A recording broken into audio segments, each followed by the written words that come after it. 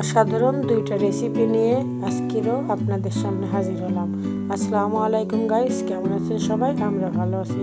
এই তো খাসির মাংস সব মশলা কষিয়ে বসিয়ে দিলাম।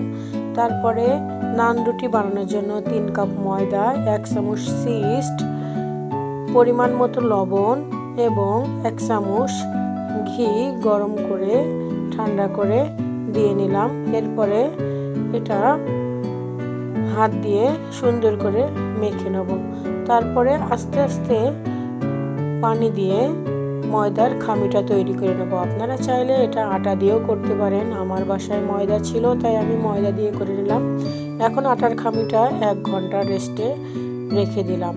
যাই হোক, এখন মেয়োনিজ তৈরি করার জন্য ব্লেন্ডারের জারে একটা ডিম নিয়ে নিলাম। তারপরে 1 চামচ চিনি, সামান্য পরিমাণে লবণ, আর আপনারা চাইলে এখানে গোলমরিচ, সাদা গোলমরিচের গুঁড়াটা ব্যবহার করতে পারেন। যেহেতু আমার বাচ্চা খাবে তাই ব্যবহার করে নিই।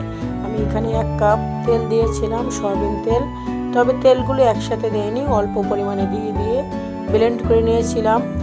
এই তো যা হোক, আমার মেয়োনিজ তৈরি করা শেষ। দেখেন মেয়োনিজের ঘনত্বটা কত সুন্দর আসছে। যাই হোক, এই তো এখন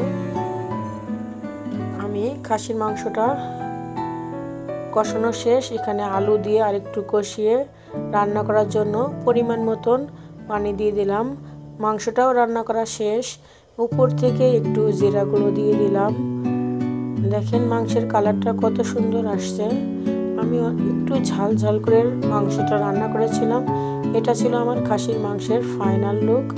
এখন 1 ঘন্টা পরে আমার আটার খামিটা দেখলাম এই তো একটু ফুলে ফেপে উঠছে, যেহেতু এখানে সিস্ট ব্যবহার করা হয়েছিল।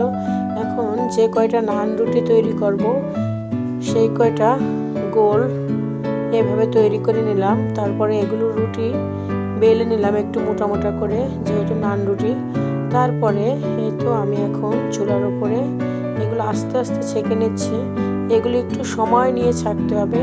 আমি এখানে একটা স্পেশাল নান রুটি বানিয়েছিলাম, সামান্য পরিমাণে ঘি দিয়ে ভেজেছিলাম। নান রুটিগুলো অনেক সফট হয়েছিল। যাই হোক, এই তো আমার রান্না শেষ। এখন পরিবেশন করব। তার জন্য আমি দোকান থেকে কোকোকোলা নিয়ে আসছিলাম। এখানে ছিল এই যে আমাদের খাসির মাংস আর মেয়োনিজ, যেটা খেতে অনেক সুস্বাদু হয়েছিল। আর খাসির মাংস থেকে আমি 1 বাটি মাংস উঠাই নিয়েছিলাম। এই যে আমার নান রুটিগুলো পিস পিস করে কেটে নিয়েছিলাম। কোকোকোলা সব মিলাই রাতের খাবারটা, অর্থাৎ গতকাল রাতের খাবারটা অসাধারণ ছিল। থ্যাংক ইউ সবাইকে ভিডিওটা দেখার জন্য।